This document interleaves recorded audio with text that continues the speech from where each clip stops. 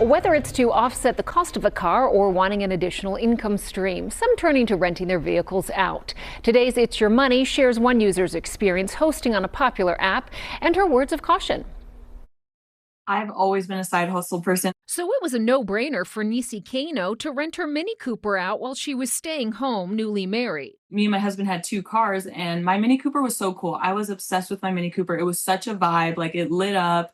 It was just, sunroofs and all this stuff, and people always loved it. So I was like, I feel like my car would do really good renting it out. And while there are plenty of platforms to choose from, she picked Turo, followed requirements like choosing a liability insurance and an inspection provided by a mechanic. Upload that to Turo, and then bam, you're in. During the half year renting her car out, she ran into two incidents with damage to her vehicle. You will get shady people and people that don't want to be honest. One woman put a dent in her car after crashing it, and she says lying about it. And another time, a girl got a crack in my windshield. Both were eventually fixed and paid for by the renters because Nisi protected herself through Turo by taking photos before and after the rental was returned. She stresses that importance. So that was something I learned really quickly, because I would be like, oh, I don't need to take the pictures. And Turo, prompts you to do that. So it's super important to make sure that you check the driver's license, make sure the face matches, and the name matches. And then two, make sure you take pictures, because like I said, there's people out there who want to trick the system,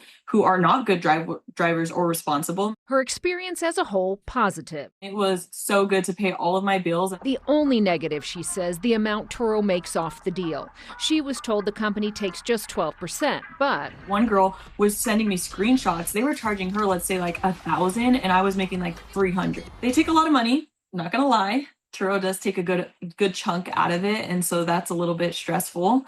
But you're not really doing anything, so I would say it's still worth it.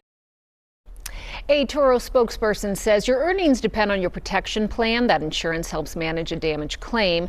Turo fees include the cost to run the platform. It also takes about 7.5% of the trip price.